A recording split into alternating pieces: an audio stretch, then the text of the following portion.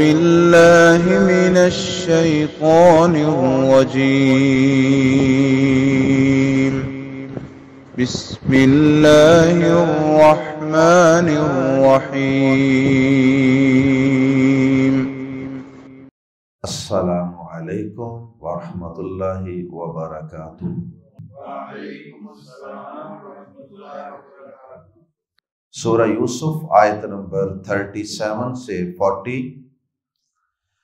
ان الحمد للہ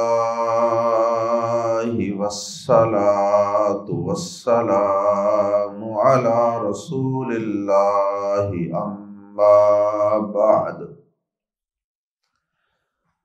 اعوذ باللہ السمیع العلیم من الشیطان الرجیم من ہمزہ ونفخہ ونفثہ۔ قال لا یأتیکما طعام ترزقانہ الا نبأتکما بتأویلہ قبل ان یأتیکما ذالکما مما علمنی ربی انی ترکت ملت قوم لا یؤمنون باللہ وهم بالآخرۃ هم کافرون واتبعت ملت آبائی ابراہیم واسحاق ویعقوب ما کان لنا ان نشرک باللہ من شیء ذلک من فضل اللہ علینا ذلک من فضل اللہ علینا وعلی الناس ولکن اکثر الناس لا یشکرون۔ یا صاحب السجن اارباب متفرقون خیر ام اللہ الواحد القہار۔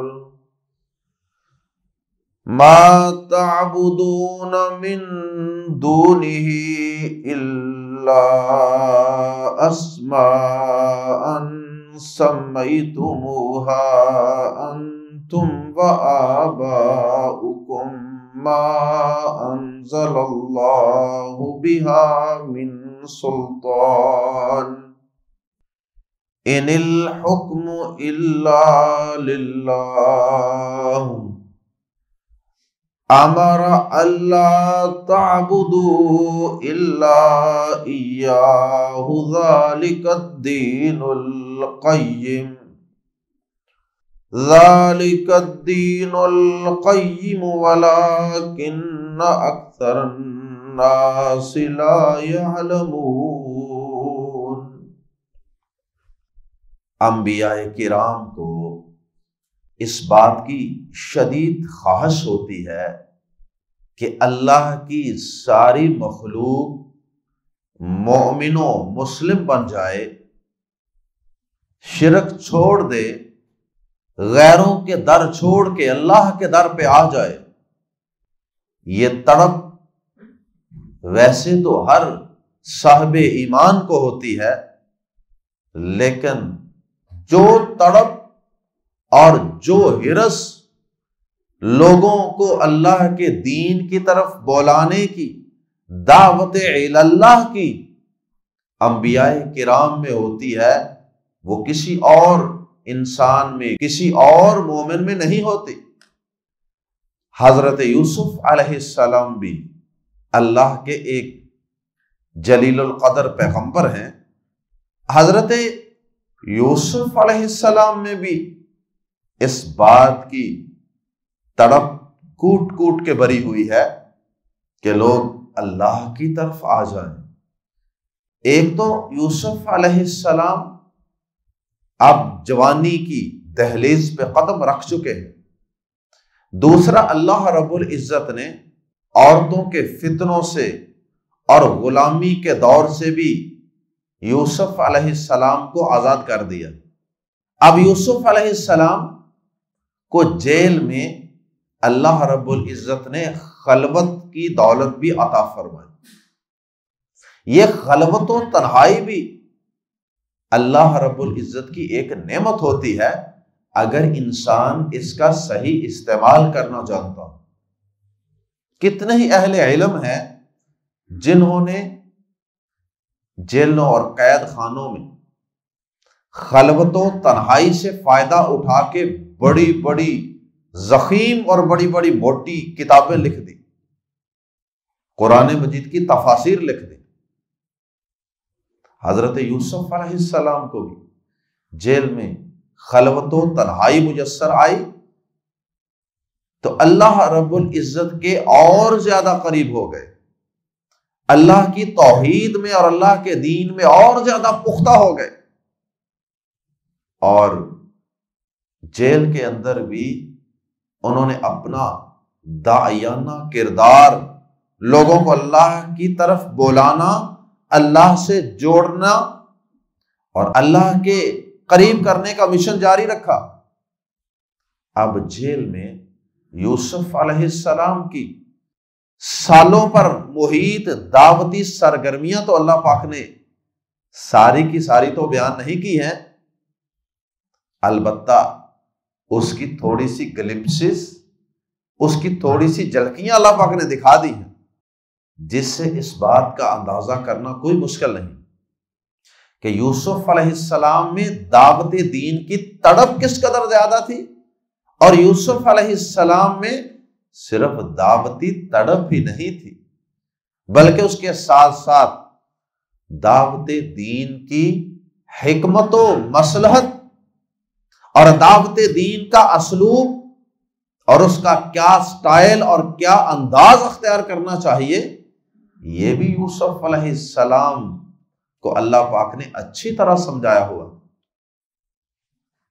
اب ذرا دیکھیے، ہمارے معاشرہ میں بہت کم لوگ اللہ کے دین پہ چلنے والے ہوتے، توحید والے، نماز والے، قرآن والے، حلال والے لوگ بہت تھوڑے۔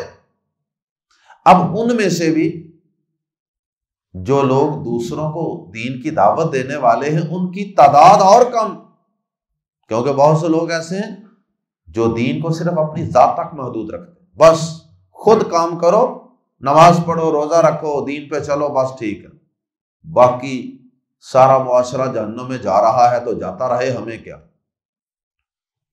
تو بہت تھوڑے لوگ دین کی طرف مائل، دین پہ چلنے والے، ان میں سے بھی آگے مزید تھوڑے جن کے اندر دعوت دین کی تڑپ ہوتی ہے، اور پھر جن کو دین کی دعوت اور تبلیغ کا شوق اور لگن ہوتی ہے، ان میں سے بھی آگے مزید کم رہ جاتے ہیں جنہیں دعوت دین کی حکمت اور اس کی کیا اسٹریٹجی ہونی چاہیے، اس کی کیا حکمت عملی ہونی چاہیے، اس کا اسلوب اور انداز کیا ہے، کہاں کیا بات کرنی چاہیے، اور لوگوں کے دلوں میں اللہ کے دین کو کیسے اتارا جا سکتا ہے، اس کی حکمتیں جاننے والے لوگ اور زیادہ کم ہیں۔ ورنہ زیادہ تر لوگ جو تبلیغ، جو دعوت دین کا کام اور فریضہ سر انجام دیتے ہیں، وہ اللہ کے دین کی دعوت کیا دیتے ہیں، جسے پنجابی میں کہتے ہیں نا کہ وگاتی مارنا، نہ اگلے کے جذبات کا خیال، نہ اگلے کی نفسیات کا خیال، اور نہ اگلے شخص کی عزت نفس کا کوئی خیال اور لحاظ، اور نہ ہی دلائل سے مزین اور ٹھوس دعوت دین بیان کرنے کا طریقہ اور سلیقہ۔ بس جو بات منہ میں آئی بیان کر دی، اور ساتھ کہہ دیا کہ جناب اسی تے حق بیان کرنے، کسے نو بھاویں چنگا لگے تے بھاویں مندا لگے۔ تو حضرت یوسف علیہ السلام کی سیرت میں ہمارے لیے دعوت دین کے حوالے سے بھی بڑی نصیحتیں اور بڑے اسباق ہیں۔ حضرت یوسف علیہ السلام کے پاس جیل کے دو ساتھی جو بادشاہی کے کوئی درباری تھے اور شاید وہ کسی غلطی کی وجہ سے بطور سزا جیل میں آئے تھے، انہوں نے خواب دیکھے اور انہوں نے یوسف علیہ السلام سے خواب بیان کیے۔ ان خوابوں کا تذکرہ گزشتہ آیات میں پچھلے سبق میں ہم پڑھ چکے ہیں۔ ان خوابوں کی تعبیر کیا ہے وہ انشاءاللہ ہم پڑھیں گے اگلے سبق میں۔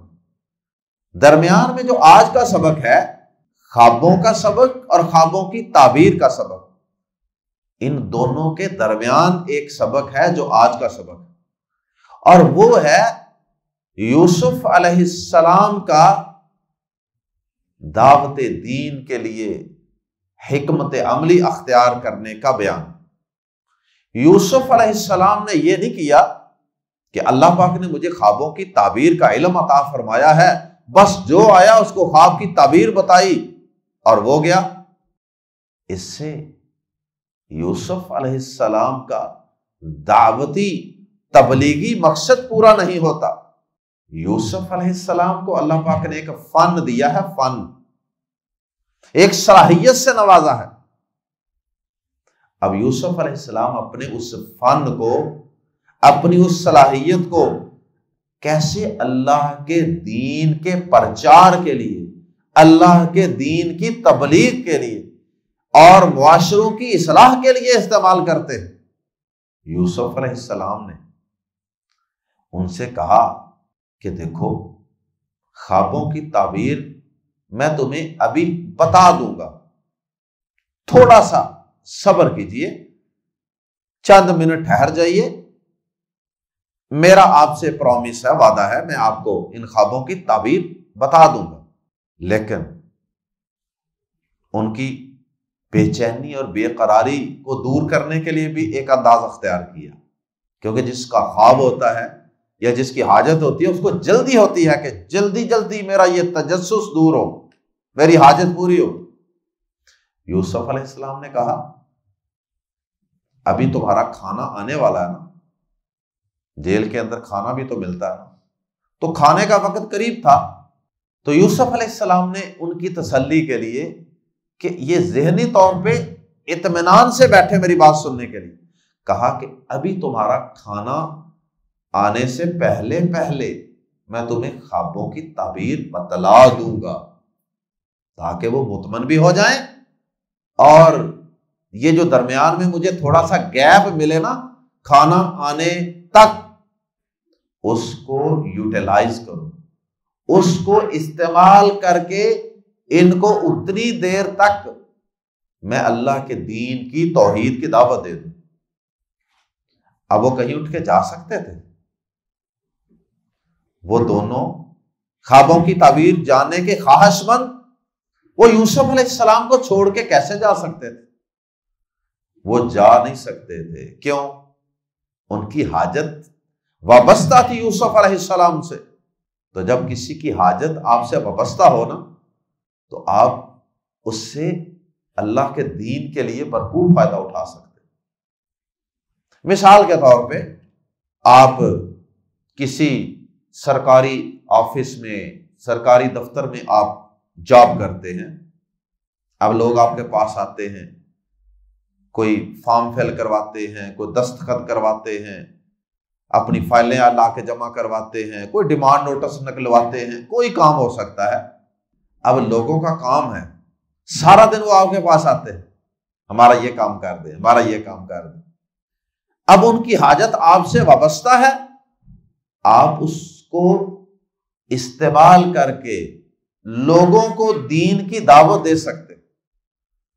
آپ ایک ڈاکٹر ہیں، آپ کے پاس مریض 1000 2000 5000 تک فیسیں دے کے آپ کو چیک اپ کے لیے آپ کے پاس حاضر ہوتے ہیں۔ اب آپ کے پاس کتنا اچھا موقع ہے کہ آپ لوگوں کو اللہ کے دین کی دعوت دیں۔ تو اس طرح اللہ پاک نے ہر شخص کو کوئی نہ کوئی فن دیا ہے، کوئی نہ کوئی صلاحیت دی ہے، اور لوگوں کی کوئی نہ کوئی ضرورت ہر انسان سے وابستہ ہوتی ہے، تو اس چیز کو میں اور آپ سب یہ عزم اور ارادہ کر لیں کہ میں اگر ایک ریڑھی پہ فروٹ بھی بیچتا ہوں نا، میں ایک جوتے مرمت کرنے والا موچی ہی کیوں نہ ہوں جو زمین پہ کپڑا بچھا کے بیٹھا ہوا ہو، اللہ کی قسم اگر میں اللہ کے دین کی دعوت کا کام کرنا چاہتا ہوں، جوتے مرمت کروانے کے لیے آنے والے لوگوں کو بھی دین کی دعوت دے سکتا ہوں، فروٹ خریدنے کے لیے آنے والے لوگوں کو بھی دین کی دعوت دے سکتا ہوں، ہر شخص کو دین کی دعوت دے سکتا ہوں، لیکن اس کے لیے مائنڈ سیٹ ہونا چاہیے، سوچ ہونی چاہیے، تڑپ ہونی چاہیے۔ اللہ ہم سب کو یہ تڑپ اور یہ شوق اور یہ ہرس عطا فرمائے۔ اور پھر اگلی بات، یوسف علیہ السلام نے دعوت بھی دی اور حکمت عملی بھی اختیار کی کہ آپ کے خوابوں کی تعبیر میں بتاتا ہوں۔ اگر وہ خوابوں کی تعبیر پہلے بتا دیتے اور بعد میں کہتے کہ اب 5 منٹ کے لیے میری بات بھی سنو، تو شاید وہ مجبوراً بیٹھ ہی جاتے، یا وہ یہ کہہ دیتے مجھے ذرا کام ہے، یا اگر وہ بیٹھ بھی جاتے تو شاید ذہنی طور پہ وہ اتنے حاضر ہو کے نہ بیٹھتے، ان کی توجہ اتنی زیادہ نہیں ہونی تھی یوسف علیہ السلام کی بات کی طرف، جتنی توجہ کہ ان کی اس وقت تھی جب انہیں پتا تھا کہ ابھی ہمیں خوابوں کی تعبیر بتائی جانے والی ہے، ابھی بتائی جانے والی ہے، ابھی بتانے لگے۔ اور اس سے پہلا جو وقفہ گیپ تھا اس میں انہوں نے اللہ کی توحید ان کو سکھا دی اور ان کو سمجھا دی اور ان کو بتا دی، زبردست تقریر فرمائی حضرت یوسف علیہ السلام نے اللہ کی توحید کو واضح کرنے کے لیے۔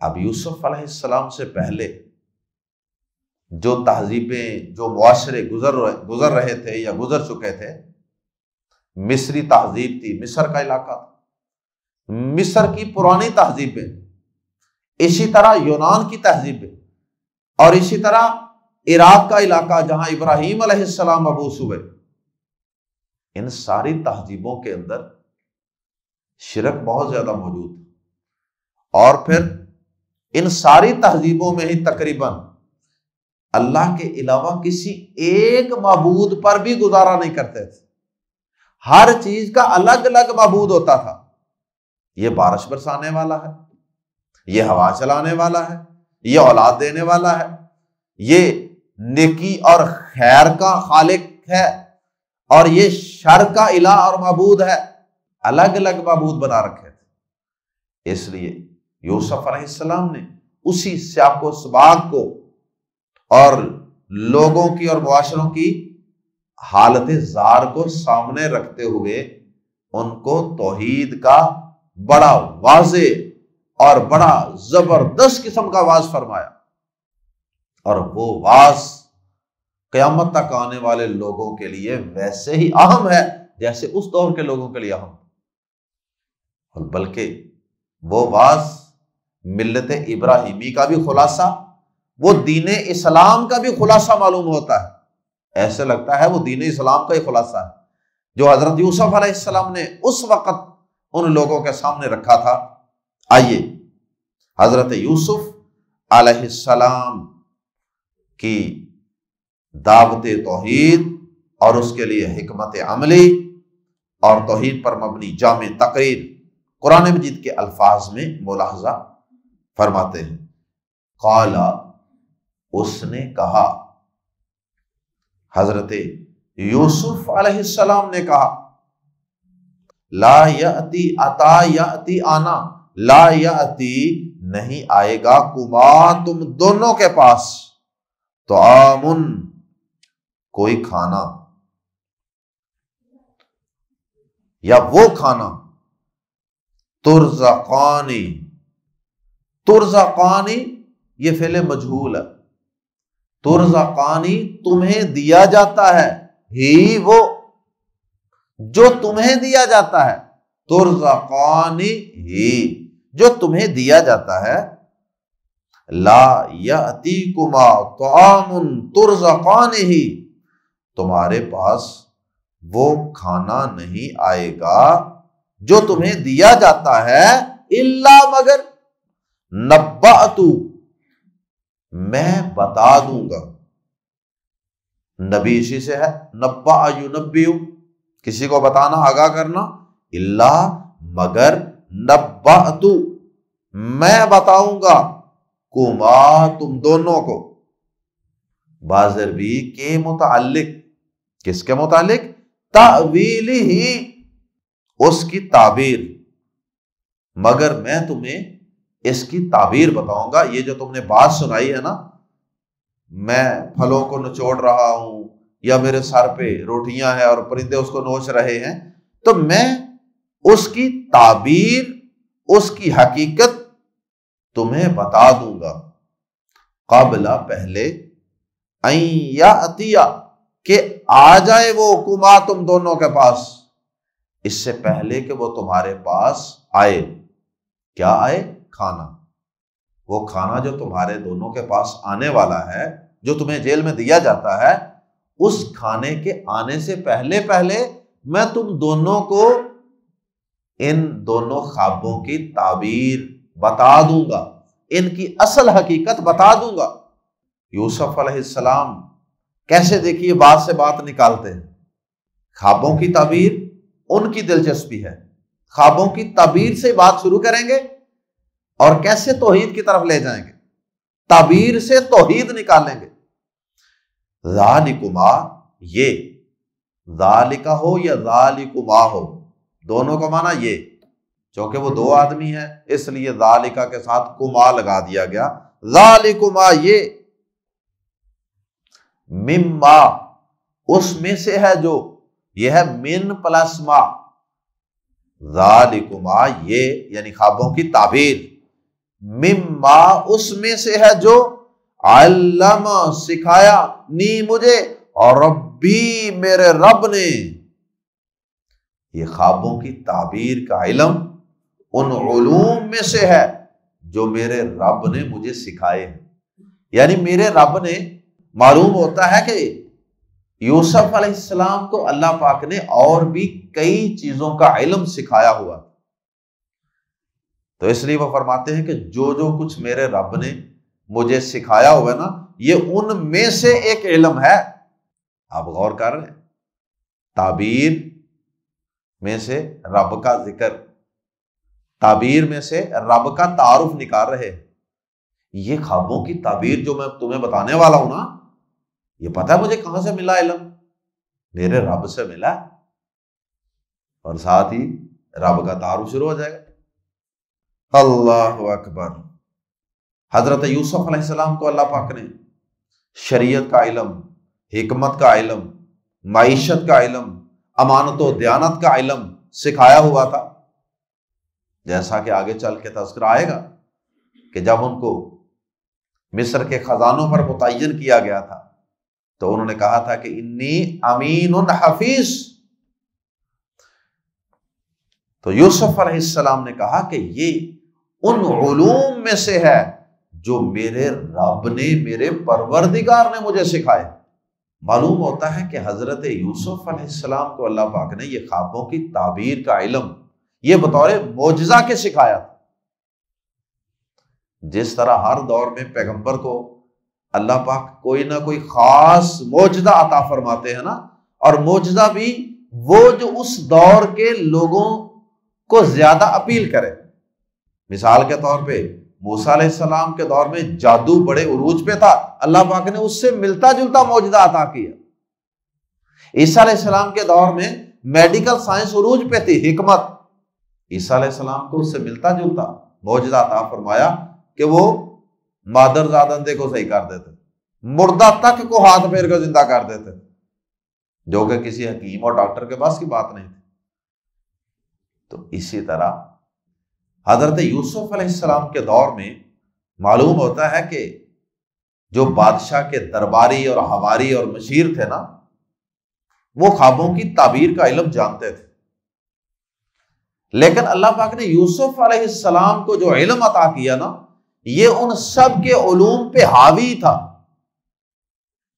کہ وہ اگر 10 خوابوں کی تعبیر کرتے تھے تو ان میں سے 5 صحیح ہوتی ہوں گی، 5 کی تعبیر غلط ہو جاتی ہوگی. یوسف علیہ السلام کو اللہ پاک نے جو خوابوں کی تعبیر کا علم عطا فرمایا، یہ اگر 10 خوابوں کی تعبیر کرتے تو 10 کی 10 خوابوں کی تعبیر صحیح ہوتی ہوگی۔ اللہ اکبر۔ یہ سبق ہے کہ اللہ نے اگر کوئی آپ کو صلاحیت عطا فرمائی ہے تو اسے اپنی صلاحیت قرار نہ دے، اپنی طرف اس کی نسبت نہ کریں میرے پاس بڑا علم ہے، نہیں، اس کی نسبت اللہ کی طرف، اور اپنی کمیوں کوتاہیوں کی نسبت اپنے نفس کی طرف اور شیطان کی طرف۔ تو یوسف علیہ السلام کیا فرما رہے ہیں؟ یہ میرا کمال ہے؟ نہیں، عاجزی کا اظہار۔ ذالکما مما علمنی ربی، یہ خوابوں کی تعبیر کا علم ان علوم میں سے ہے، ان فنون میں سے ہے جو مجھے میرے رب نے عطا فرمائے۔ اور اس کے بعد یوسف علیہ السلام نے کچھ اپنا تعارف کروایا، اپنے عقیدے کا تعارف کروایا، اس لیے کہ جو دائی کا اپنا کردار ہوتا ہے نا، دائی کی اپنی ذات کا جو انٹروڈکشن اور اس کا تعارف اور اس کی بیک گراؤنڈ اور اس کا کردار، وہ بھی دعوت دین کے لیے بڑا معاون و مددگار ثابت ہوتا ہے کہ جو مجھے دعوت دے رہا ہے وہ بندہ خود کس سٹیٹس کا مالک ہے، کس کردار کا مالک ہے۔ اس لیے یوسف علیہ السلام نے اپنا بھی کچھ تعارف کروایا، فرمایا انی، بے شک میں، ترکتو، میں نے چھوڑ دیا ہے۔ بعض اہل علم نے کہا کہ یہ انی جو ہے نا، یہ انا جو ہے یہ یہاں بطور سبب کے ہے، یعنی یوسف علیہ السلام سبب بیان کر رہے ہیں کہ میرے رب نے مجھے خوابوں کی تعبیر کیوں سکھائی ہے، کیوں؟ کیونکہ میں نے شرک چھوڑ دیا۔ انی، بے شک اس لیے کہ ترکتو، میں نے چھوڑ دیا ہے یا میں چھوڑ چکا ہوں، ملتا، ملت کو، دین کو، ملت سے مراد یہاں دین، ملت قوم، اس قوم کا دین، لا یؤمنون باللہ، جو اللہ پر ایمان نہیں رکھتے، وہم، اور وہ، بالآخرت، آخرت کے ساتھ بھی، ہم، وہ ہی، کافرون، کفر کرنے والے ہیں۔ یہ جو دوبارہ ہم آیا نا، اس کی وجہ سے اس میں حصر کا معنی پیدا ہوگا، تو اس کی وجہ سے ہم ترجمہ کر سکتے ہیں بی کا یا ہی کا، وَهُمْ بِالْآخِرَةِ هُمْ کافرون، اور آخرت کا وہ ہی انکار کرنے والے ہیں، یا ترجمہ کر سکتے ہیں اور وہ آخرت کا بھی انکار کرنے والے ہیں۔ جو اللہ کے منکر ہیں میں نے ان کے دین کو بھی چھوڑ دیا، جو رب کو مانتے ہی نہیں، اور ممکن ہے کہ اس سے مراد شرک کرنے والے ہی ہوں، کیونکہ در حقیقت شرک کرنے والے نے بھی رب کو ماننا کوئی نہیں، جو رب کی صفات ہے وہ اوروں میں بھی مانتا ہے، تو رب کو کیا ماننا اس؟ وَاتَّبَعْتُ، اور میں نے پیروی کی ہے، اتبعتُ، میں نے پیروی کی ہے، ملا کے پڑھیں گے وَاتَّبَعْتُ، اور میں نے پیروی کی ہے، ملت آبائی، اپنے باپ دادا کی ملت، اپنے باپ دادا کے دین کی۔ ابراہیم، کیا باپ دادا کے دین کی پیروی کی جا سکتی ہے؟ جی ہاں، اس صورت میں کی جا سکتی ہے اگر باپ دادا صراط مستقیم پہ ہو، اللہ کے دین پہ ہو، اور اگر وہ گمراہ ہوں تو پھر ان کی پیروی کرنا قطعاً جائز نہیں، جیسا کہ آگے آ رہا ہے اگلی آیات میں۔ اب دیکھیے یہاں آبا و اجداد ہیں کون سے؟ یہاں وہ آبا و اجداد ہیں جن کی پیروی یوسف علیہ السلام کر رہے ہیں جو خود اللہ کے پیغمبر ہیں۔ تو پیغمبروں کی پیروی وہ کوئی آبا و اجداد کی پیروی نہیں ہوتی، وہ تو نبیوں کی پیروی ہے۔ وَاتَّبَعْتُ مِلَّةَ آبَائِي، اور میں نے پیروی کی ہے اپنے باپ دادا کی ملت کی، کے دین کی، اور آگے ان آبا و اجداد کی وضاحت ہے، ابراہیم و اسحاق و یعقوب، ابراہیم، اسحاق اور یعقوب کے دین، اور میں نے اپنے باپ دادا ابراہیم اور اسحاق اور یعقوب کے دین کی پیروی کی ہے۔ ما کانا، نہیں ہے، ما نہیں، کانا ہے، ما کانا نہیں ہے یا ممکن نہیں ہے یا جائز نہیں ہے، لنا ہمارے لیے، ان نشرکا کہ ہم شریک ٹھہرائیں، یشرکا تشرکا اسرکا نشرکا، ان نشرکا کہ ہم شریک ٹھہرائیں، باللہ اللہ کے ساتھ، من شیئن کسی بھی چیز کو۔ یوسف علیہ السلام انہیں فرماتے ہیں کہ ہمارے لیے، انسانوں کے لیے یہ جائز نہیں ہے کہ ہم اللہ کے ساتھ کسی بھی شے کو شریک ٹھہرائیں۔ ذالک من فضل اللہ، اگر ہم شرک سے بچ جائیں، اللہ کی توحید کو اختیار کر لیں تو ذالک من فضل اللہ، یہ اللہ کے فضل میں سے ہے، علینا ہم پر۔ تو سمجھو کہ ہم پر اللہ کا بہت بڑا فضل ہے اگر اللہ نے ہمیں شرک سے بچا لیا اور توحید پر چلا دیا۔ وعلی الناس، اور لوگوں پر بھی یہ اللہ کا فضل ہے۔ پہلے اپنی اور اپنے باپ دادا کی بات کی ہے نا، کہ یہ میں یوسف پر، میرے باپ ابراہیم، اسحاق اور یعقوب علیہم السلام پر اللہ کا بڑا خاص فضل ہے کہ اس نے ہمیں شرک سے بچا لیا اور توحید پر چلا دیا۔ اور آگے فرمایا وعلی الناس، اور لوگوں پر بھی اللہ کا بڑا فضل ہے کہ اللہ پاک نے توحید سکھانے کے لیے ان کی طرف انبیاء کرام کو بھیج دیا، آسمانی کتابوں کو نازل کر دیا۔ تو یہ توحید ہر ایک کے لیے اللہ کا فضل ہے، بشرطے کہ وہ اس کو قبول کرے۔ اور اسی کے متعلق علامہ اقبال نے کہا نا، وہ ایک سجدہ جسے تو گراں سمجھتا ہے، ہزار سجدے سے دیتا ہے آدمی کو نجات۔ یہ توحید اللہ کی بہت بڑی نعمت ہے۔ ایک اللہ کے سامنے جھک جاؤ، ساری کائنات کی ساری چیزوں، سارے انسانوں کے سامنے جھکنے سے بچ جاؤ۔ آسان نہیں، جگہ جگہ پیشانی کو، ماتھے کو ٹکانا، کیا یہ انسان کے لیے بہتر ہے؟ یہ انسان کی شایان شان ہے اور اس کی عزت افزائی ہے؟ یا صرف ایک اللہ کے سامنے جھکو اور اللہ کے علاوہ نہ کسی سورج کے آگے جھکنا ہے، نہ کسی چاند کے آگے جھکنا ہے، نہ کسی پتھر کے آگے، نہ کسی حجر کے، نہ کسی شجر کے، نہ کسی انسان کے، نہ کسی زندہ کے، نہ کسی مردہ کے، نہ کسی فرشتے کے آگے، نہ کسی جن کے آگے، نہ کسی بادشاہ کے آگے، کسی کے آگے نہیں جھکنا۔ تو یہ اللہ کا فضل ہی ہوا نا، ایک اللہ کے سامنے سجدہ کر لو اور سب کے آگے سجدہ کرنے سے، جھکنے سے بچ جاؤ۔ وَلَكِنَّ، اور لیکن اکثر الناس، لوگوں کے اکثر یا اکثر لوگ، لا یشکرون، شکر نہیں کرتے۔ اللہ نے توحید اتنی بڑی نعمت عطا فرمائی تھی، انسان کی اس میں عزت تھی، لیکن لوگوں کی اکثریت اس نعمت کو نہیں سمجھی، لہذا وہ اللہ کا شکر ادا نہیں کرتے اور در در در در کی ٹھوکریں کھا رہے ہیں، ذلیل و رسوا ہو رہے ہیں۔ اللہ کو چھوڑا تو سب کے سامنے جھکنا پڑا۔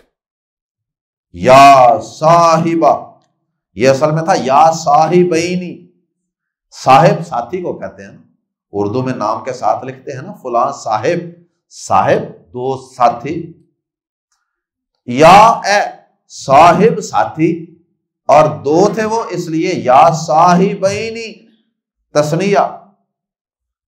تو تثنیہ کا آخر سے نون گرامر کی وجہ سے، گرامیٹیکل چینج کی وجہ سے ڈراپ ہو گیا۔ یہ اصل میں تھا یا صاحبین السجن، نون درمیان میں گر گیا ہے گرامر کی وجہ سے، یا صاحب السجن، نون تو گر گیا لیکن یا صاحب کے بعد والی موجود ہے، وہ یا بتا رہی ہے کہ یہ تثنیہ ہے۔ تثنیہ کے آخر میں یا اور نون ہوتے ہیں، یا الف نون یا نون، تو نون گر بھی جائے تو پھر پیچھے ایک حرف تو پھر بھی نشانی کے طور پہ قائم رہتا ہے، اور وہ یہاں یا ہے، کبھی الف باقی رہ جاتا ہے کبھی یا، یہ دونوں تثنیہ کی علامت ہے۔ یا صاحب السجن، اے جیل کے، اے قید خانے کے دو ساتھیوں، کیا اربابن. اب یہ تھوڑا سا ان کو مانوس کرنے کے لیے نا ان کو مخاطب بھی کیا نا. بھائی بشیر یار ویخنا اللہ تو علاوہ جڑیاں ہستیاں نے انہوں نے پکارن دا سانو کی فائدہ. تو اس سے ذرا ایک محبت کا اظہار ہے نا, بندہ اگلا بات ذرا توجہ سے سنتا ہے یار یہ میرا خیر خواہ ہے. تو یوسف علیہ السلام نے درمیان میں ان کو مخاطب کیا, یار آپ میرے جیل فیلو ہو, جیل فیلو, یا صاحب السجن, اے قید خانے کے میرے ساتھیوں, اے قید خانے کے دونوں ساتھیوں, کیا اربابن, رب کی جمع ارباب, اربابن کئی رگ, متفرقون متفرق الگ الگ, جدا جدا, یہ بارش کا, یہ ہواؤں کا, یہ بادلوں کا, یہ سردی کا, یہ گرمی کا, یہ اولاد کا, یہ کاروبار چلانے کا, یہ خیر کا, یہ شر کا, یہ سارے متفرق جدا جدا. رب بہتر ہیں, ارباب متفرقون, کیا جدا جدا رب خیر بہتر ہیں, ام اللہ, ام یا اللہ, اللہ الواحد جو اکیلا ہے, القہار زبردست ہے, وہ کمزور نہیں ہے کہ وہ سارے ڈپارٹمنٹس کو چلا نہیں سکتا, وہ سارے شعبوں کو چلا نہیں سکتا, وہ کمزور نہیں ہے, وہ قہار ہے, بڑا زبردست ہے, بڑی طاقتوں کا مالک ہے. اے قید خانے کے دو ساتھیوں, کیا الگ الگ رب بہتر ہیں یا اللہ جو اکیلا ہے نہایت زبردست ہے, وہ اکیلا رب بہتر ہے؟ ایک ہی رب جو زبردست ہو, ساری حاجتیں آپ کی وہی پوری کرتے, وہ بہتر ہے, یا کبھی اس کے سامنے جھکو, کبھی اس کے سامنے پیشانی اور ماتھا ٹیکو, کبھی اس کے آگے ہاتھ پھیلاؤ, کبھی اس کے سامنے ذلیل و رسوا ہو, کون سا راستہ بہتر ہے؟ اگر تو انسان کی عقل سلیم ہو اور اس نے اس عقل کو خراب نہ کر لیا ہو, تو پھر عقل انسان کی یہی جواب دے گی کہ یقیناً ایک رب ہی بہتر ہے. ما تعبدون من دونہ, ما کا یہاں ترجمہ نہیں کر لیں کیونکہ آگے الا آ رہا ہے. ما تعبدون, تم عبادت نہیں کرتے, من دونہ, اس کے سوا, besides him, اللہ مگر, اسماء, مگر چند ناموں کی, اللہ اسماء, اسم کی جمع اسماء, مگر چند ناموں کی, سمیتمو, تم نے رکھ لیے ہیں, سما یسمی کا معنی ہوتا ہے نام رکھنا, سمیتمو, تم نے رکھ لیے ہیں, ہاں ان کے. یوسف علیہ السلام نے سمجھا رہے ہیں کہ یہ جو تم نے الگ الگ معبود بنا لیے نا, یہ حقیقت میں ان کا کوئی وجود نہیں ہے, ان ہستیوں کا, یہ خیالی اور فرضی الہ ہیں, یہ تو صرف چند نام ہیں جو تم نے رکھ لیے. names you have named, اسماء سمیتموہا, انتم, تم نے رکھ لیے ہیں, وآباؤکم, اور تمہارے باپ دادا نے رکھ لیے. ما انزل اللہ, نہیں اتاری اللہ نے, بہا, ان کے ساتھ, ان کے متعلق, ان کے بارے میں, من سلطان, کوئی دلیل. بہا میں ہا کی ضمیر لوٹ رہی ہے اسماء کی طرف, ان ناموں کی اللہ نے کوئی دلیل نہیں اتاری. آج کے دور میں بھی اللہ کے علاوہ دیگر ہستیوں کو جو لوگ پکارتے ہیں, انہوں نے ایک الہ نہیں بنایا ہوا. کسی مذہب کو دیکھ لیں, کسی بھی مذہب میں جو شرک کرنے والے لوگ ہیں, انہوں نے ایک الہ نہیں بنایا ہوا. ہر شہر کا الہ الگ ہے, اور ہر معبود اس کا نام الگ ہے, اور وہ کسی خاص صلاحیت کے مطابق اس کا نام رکھا ہوا.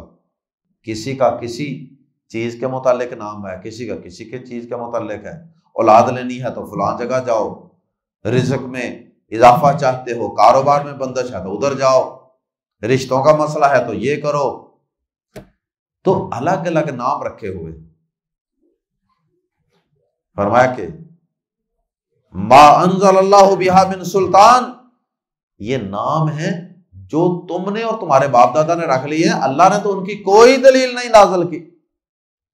شرک کی اللہ پاک نے سورۃ الکہف میں بھی فرمایا، یہاں بھی فرمایا، اور بھی کئی جگہوں کہ شرک کی میں نے کوئی دلیل آسمان سے نہیں اتاری۔ جتنی دلیلیں لوگ شرک کرنے والے دیتے ہیں نا، وہ شیطان نے ان کو سکھائی ہوئی ہے اپنے شرک کو جسٹیفائی کرنے کے لیے کہ نہیں جی نہیں، آخر یہ بھی تو اللہ کا ہی ہے نا، نہیں جی نہیں، یہ بھی تو اللہ کے مقرب ہی ہے نا، نہیں جی نہیں، انہیں بھی تو اللہ نے سارا کچھ عطا کیا۔ دلیلیں ٹکوس لے۔ اللہ اکبر۔ ان الحکم، ان کا معنی ہوتا ہے اگر، لیکن اللہ آ جائے تو پھر اس کا ان کا معنی نہیں۔ ان الحکم، نہیں حکم، الا مگر، للہ اللہ کا، ان الحکم الا للہ، حکم اللہ کے سوا کسی کا نہیں۔ اللہ کے سوا اس کائنات میں کسی کا حکم نہیں چل رہا۔ سورج، چاند، ستارے، الیکٹران، پروٹان، ہوائیں، بادل، پھول، بیج، جو کچھ بھی کائنات میں نظام چل رہا ہے نا، سب اللہ کے حکم سے چل رہا ہے۔ ان الہوں کا اس میں کوئی اختیار نہیں۔ اور اسی طرح دین کے اور شریعت کے احکامات جو ہیں، ان کے اندر بھی حکم صرف اللہ کا چلے گا، نہ والدین کا، نہ علماء کا، نہ بزرگوں کا، نہ الہوں کا، اللہ کے علاوہ کسی کا نہیں چلے گا۔